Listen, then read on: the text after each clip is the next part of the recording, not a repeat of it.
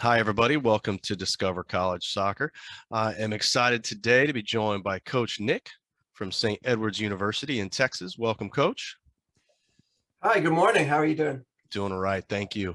Let's jump in and let's talk about your recruiting process first off the bat. So when do you start usually hearing from players and going out and watching players? What year of high school are they generally when you're starting your recruiting Um, process? Before COVID hit, we were getting commitments from junior class. That was our normal kind of timeline that we were on. With COVID hitting, obviously everybody's timelines went back a little bit, and there was some things that a lot of teams had to sort out with the COVID year, seniors coming back. We didn't actually have that situation, so we kind of stayed on the same timeline. But in general, we'll get most of our commitments in the junior year, and then we'll always leave a couple of spots open for a transfer student or for maybe a late student that hasn't made up a mind yet. And we'll never close the door. I mean, we still get good players coming in their senior year, but it seems to be getting fewer and uh, far between. Yeah. Well, how many inbound contacts would you say you get in a day or a week? Um, hmm, Probably, I would say, depending on the time of year and what's going on, whether there's tournaments going on, at least 50 a week. Mhm. Um, you know, if there's a big tournament close by, I could easily get up to 100. But those are either local kids, out of state kids, or we're also getting a lot of international players these days too. Mm. So what are some of the things you like to see in that first communication from a recruit? Well, if we haven't seen them play, a highlight tape is kind of essential. I mean, if it's not in the first email, then we have to request one because we've got absolutely no idea about that kid. So unless we're familiar with the team, with the coach, then we'll need some type of video. I think that that's just becoming standard now, and we have a pretty kind of fast and quick way to evaluate videos in terms of the level of play and what that kid shows on that video. I mean, it's just a quick and easy evaluation, and we try to evaluate at least every player once on that video, and based on that evaluation, they'll go into a pile of, you know, no, they're not going to be able to ever play here, to they're possible and that we need to go see them more, and then three will be like, wow, this kid's really good, we need to see this kid right now. All right, that makes sense. So where do you spend a majority of your time recruiting? You mentioned local tournaments and stuff.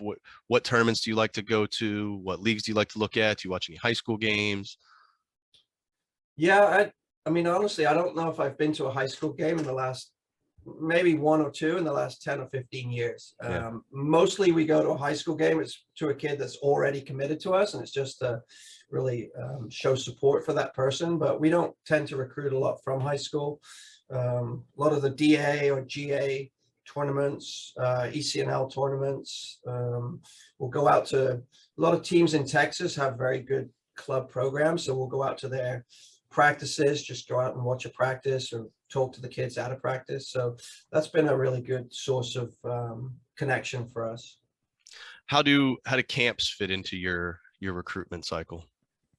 Good. I mean, we have an ID camp probably every 2 or 3 months, and most of the kids that end up coming here have come to an ID camp. I think that's the best way for them to actually get to see whether our coaching style is something that they would really enjoy, and they also get to meet some of the kids. It's kind of like an in-between step from actually being here, and but they can kind of feel what it would be like to be an athlete here. And so we try to give them the full rundown of what it would be like to be a student athlete at the university, in terms of taking a look at the dorms and seeing the dining facilities and all that stuff. I think is important because they come in with a lot of questions, and they could also leave with a lot of questions if we didn't show them that information. And for some kids, they go, we don't want to go to a school of 4,000 people. We want to go to a school of 40,000 people, which is, if they're crossing schools off their list, that's totally fine too. But I think that I'd say 5% of our incoming kids actually came to an ID camp. Wow. Okay. What do you have a set number of players you're trying to bring in every year, or does it just kind of vary with who you're graduating? It varies, but I mean, normally I'd say between 8 and 12. I mean, it just depends on how many seniors we're graduating. Some classes seem to stay together, and those 12 kids that came in as freshmen stay together and end up graduating altogether. And then some, maybe you brought in 12 and only 6 of them remain for whatever reason, either through injury or just decide not to play soccer anymore. So it just depends. But yeah, I'd say between 8 and 12 is a normal recruit class size. Now, you guys are NCAA Division II, so you do have some athletic money you can give out. What does a typical distribution of athletic money and academic money look like between a recruiting class? I would say, I mean, depending on when a kid commits, I would say most of our kids, we try to recruit only good academic kids for starters, because they're going to be eligible for a lot more academic money, which means eventually they're more likely to come if the package is a little bit bigger. So we try to recruit only good academic kids, and most of them, their academic package is more than what their athletic package is going to be. So we're not fully funded, so we don't have the maximum number of Division II scholarships. So we try to, maybe it's a quarter of a scholarship is athletic scholarship, and maybe a third of it or a half is academic scholarship. So we try to make those combinations, and then depending on the family situation, they can also qualify for some grants and some other financial need. Okay. So when you're looking at a player, as a recruit, what's kind of your tier one hierarchy of things you're looking at both on the field and off the field? Is it athleticism, soccer IQ, those kinds of things? And then what are you also looking for off the field? Sure. I mean, I guess the first thing is looking off the field and looking at what their grades are, because if their grades aren't good and they're not going to qualify for academic aid, we're probably not going to be able to give them enough athletic aid to make it financially viable. I mean, we're a private school, and we're definitely never the cheapest option on the table. So we try to use that filter first and make sure that they've got good grades. And then after that, we'll look at the general, to compete in top 25 Division II, you need a certain amount of athleticism. I mean, that doesn't matter, if you're the best passer in the world, if you can't get around the field, you're not going to survive. So there needs to be a level of athleticism that you need. And then we'll look at the technical, just the basic technical stuff. Can she withstand pressure? Can she defend well 1v1? And we concentrate a lot of our training on the tactical side. So we feel like that's something that we can always teach a kid, is the tactical side. But if they have a good physical base and a good technical base, then the rest we can really teach them that, and that's what we concentrate on once they get here. It's really hard to increase their technical ability once they're in college. I mean, you can to a certain extent, but you can't see a major amount of growth. So For sure. So how do you mentioned this earlier about transfers, saving a spot. So how do transfers and or walk-ons kind of fit into your team plans? So probably about half of our incoming class. So say we've got 12 recruits, probably 5 or 6 of them will be considered walk-ons or will be non-scholarship players as freshmen. So just depending on, usually they've decided to come real late and we don't have any money left. So they'll come in as a freshman without any athletic aid. And, if they do well, then we'll give them athletic aid in years 2, 3, and 4. Transfers is a little bit harder just because you can't really rely on them. And, with the transfer portal going crazy lately, it's, we're getting more and more people wanting to transfer, but I never want to rely on that because it's just so unreliable. You just don't know whether, random people contact you out of the transfer portal, and it's hard to predict what's going to be coming out of there. Yeah. And earlier you mentioned getting a lot of inbound contacts from international students.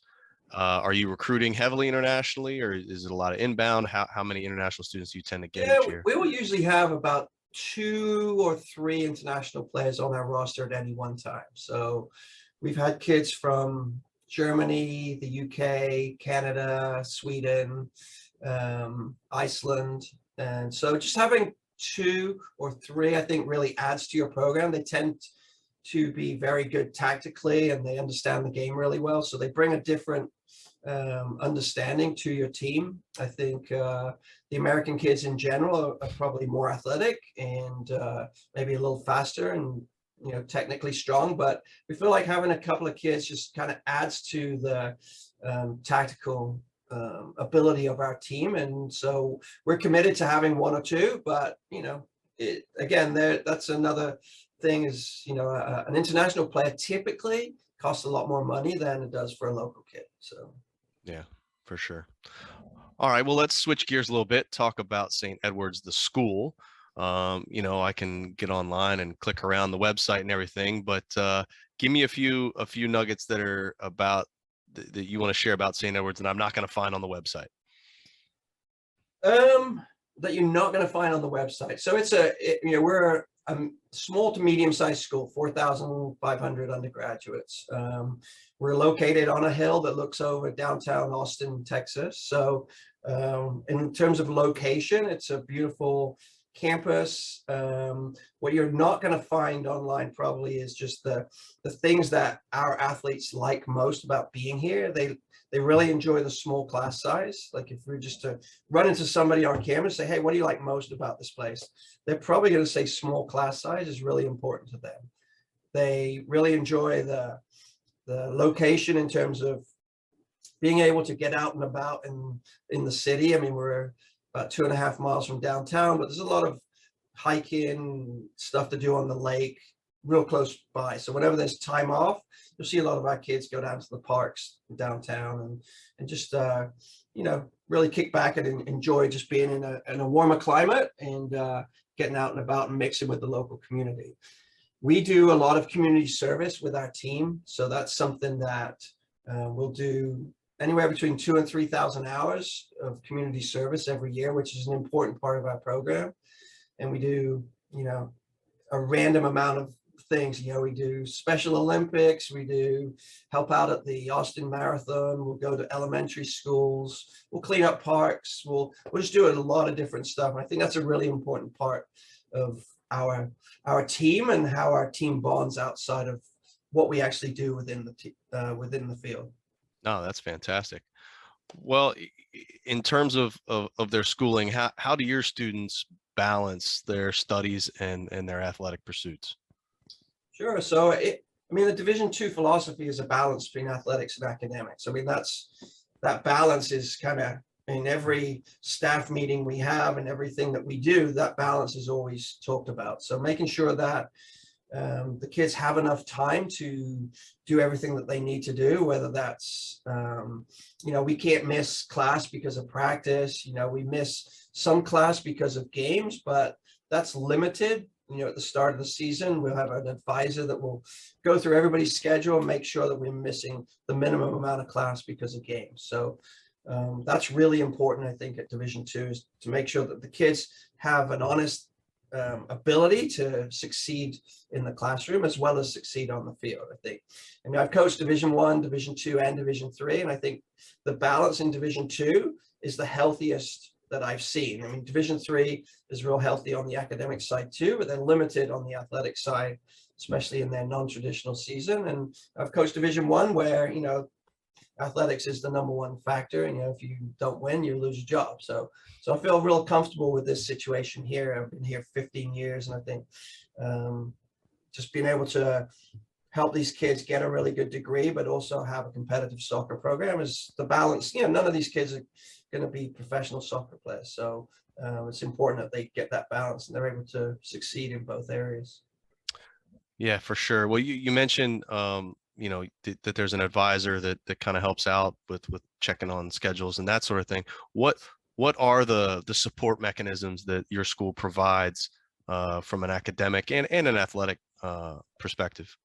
Sure. So that they'll initially be set up with somebody that just deals with freshman athletes, and they'll help them with their initial schedule in their freshman year. And then after that, we have tutors that are available for any student athlete. We'll have a success coach, excuse me, a success coach will be assigned to them that will talk them through their graduation plan and make sure that they get in the right order of classes, throughout their years. And because it's a smaller school, I mean, a lot of the professors are here because they enjoy teaching and they enjoy the one-on-one conversation. So most professors here will have open office hours where you can just go in and sit down with them and go through any problems. So it's not like they're using TAs or anything like that. Like the professors are doing the teaching, they're doing the one-on-one collaboration with the kids. So. Oh, that's great. So what would a typical, non-game day look like for a player during the season? So we train in the mornings here. We do that so we don't clash with any classes. We train at 7 a.m. to around 8:30. Usually the team will, after practice, they'll all run to the coffee shop and sit down there and get their breakfast and cup of coffee. And if they've got a 9 o'clock class, they'll run to that. If they don't, they'll probably go back to their apartment or their dorm. And then it's just like a regular student. We don't have anything else during the day that they have to go to. We'll set up one-on-one meetings with them, but those will just be, 1 or 2 a day with different kids. We try to meet with every kid at least once a month. So we have a system here that, whatever your uniform number is, if you're number 10, you're meeting with me on the 10th of every month. So it's a simple system. And that way I'm meeting at least 1 or 2 kids every day. And if it's a weekend, we'll just put it forward to the next week. And that's a way of me keeping tabs on everybody, and then also being able to talk to me about things outside of soccer. And, we'll sit down and do video or whatever it is, just talk about academics, whatever they need to talk about. That's a good time for us to kind of just get together and talk as 2 human beings and not just coach-player relationship. No, that's good. What about a game day? How far do you guys usually travel? Kind of what's your radius? So we travel out of our conference. We'll travel, anywhere really. We usually have 2 or 3 weekends before our conference starts. So most recently we've been to LA, we've been to Seattle, Washington, we've been to Miami, Florida. So we'll go and play as good a competition as we can find in Division II. And then we play teams within our region. Colorado's in our region, so we'll usually go to Colorado at least once a year too. So those 2 trips, and then our conference is in Texas, Oklahoma, and New Mexico. So once we get into conference, we'll be in a bus for all of those conference trips, but the other trips obviously we'll fly, and we'll get there and usually rent vans when we get there. Okay. Well, let's talk a little bit more about playing and the team. So how many players do you generally carry on your roster, and do you have a reserve side at all, or not? No, we don't have a reserve side. We normally carry between 30 and 32 players. I think that's a pretty normal number for Division II. I think the average is like 29.5 or something in Division II. So we usually have a couple of walk-ons that we can kind of boost our roster. We had a situation 2 years ago where 5 of our incoming freshman class had serious injuries in the spring of their high school senior year. So knowing that those kids weren't going to be able to play in their freshman year kind of put a bit of a dent in our plans that year. So we actually invited some kids that were on campus that we had seen play that were decent club players, and we added them to our roster. So our roster was a little bit bigger than normal 2 years ago, but it was more because, 5 of those kids weren't going to be able to play. Those kids are back now, but also those kids that walked on still want to be on the program. So we're probably up to 35, 36, but those kids that walked on, they're not at the level where they're ever going to start and play much. So, but they just love being on the team. So we don't want to cut them or anything. And they deserve to be on the team, and they enjoy it, and they're good friends with everybody. So our roster is probably a little bit bigger than we would like, but I think once those kids kind of graduate through, we'll be back to our normal size. Oh, that's good. Well, if you're an incoming freshman, are you fighting for a spot right away? Are you waiting to play? How does that work? Yeah, it can. We play the best players regardless of age. So the class that's just graduating, that are seniors right now, 5 of them started as freshmen. So this past year, we had 3 freshmen start. A goalkeeper, a center back, and a center forward. So it just depends. If you're good enough, you can play right away. No, that's great. Well, how big is your soccer staff, and what role do each of those coaches play? So we have two full-time coaches, myself, my assistant coach, Kelsey Baird. She played for me here for 3 years, and then she went off and did some high school coaching, came back as a volunteer, and she's been my full-time assistant for 6 years now. So there's the two of us that are full-time, and then we always have volunteer coaches. So right now we have a volunteer coach who's a goalkeeper coach. And normally these are coaches that live in the area, they may coach club, that they may want to get into college coaching eventually. So it's a good experience for them. And a lot of my former volunteer coaches have gone in to get full-time jobs as college coaches. We feel like it's I've been coaching a while. I've got a lot of contacts, so I can usually get them. If they give us a year or two here as a volunteer, I can usually get them hooked up as a full-time job. So That's great. yeah, and then we'll usually have like 2 or 3 managers also, like just from the student body that want to come out and help. All right, that's great. How would you describe your style of coaching and your team style of play? Um, I think that I'm not the type of coach who's going to scream and yell on the sideline. That's never been my style. I think I'm more of the type of coach who'll sit down with a player one-on-one and kind of feel like what she wants to get out of the game is how can I facilitate that for her. So we're really big on feedback, whether that's data from GPS systems, whether it's video information. We like to give a lot of feedback, and I think the players that want to get better really eat that stuff up. They want to get better, and they're not afraid of getting coach feedback, whether that's positive or negative. So we try to be as upfront as we can with players in terms of telling them where they fit in, what they need to do to get better. So I think that one-on-one type of honest conversation is the thing that I'm probably known for most. And then I think my second best strength is probably just developing players, just being a coach on the field. I mean, that's the thing that I really enjoy is the coaching and the developing players on the field and making sure that, with our style of play, that they're going to get better from year 1 to year 4. So I feel like really strongly that some coaches can take shortcuts with their style and play really direct, and it can be successful, but I also don't know if the players are developing when you play like that. I think it's a way to get results in the short term, but I think over the long term, you need to figure out how to play good soccer. And, that's always been our goal here, is to build out of the back, is to play quickly. I don't think in women's soccer we can ever play quickly enough, and just play as quickly as we can with the ball on the ground, and encourage people to be creative and aggressive on the offense. That's great. Well, it's February and we're sitting here chatting, so it's the off season. What does a typical off season program look like for you guys? So we train 5 days a week. We're mandated to take 2 days off a week during the spring. We'll have 5 or 6 scrimmages later on in the spring where we'll play either D1 teams. We'll have teams come up from Mexico. There's a couple of semi-pro teams here in Texas that will play. So we try to challenge ourselves in the spring. We play teams that we don't normally play in the fall. And yeah, we're really just developing players, and we spend a lot more time with individuals in the spring. It doesn't matter so much whether we win or lose, whereas in the fall, everything's team oriented. In the spring, I feel like it's a little bit more individual oriented. We can take more time after practice, stand behind with 4 or 5 players that need to work on a certain aspect of their game.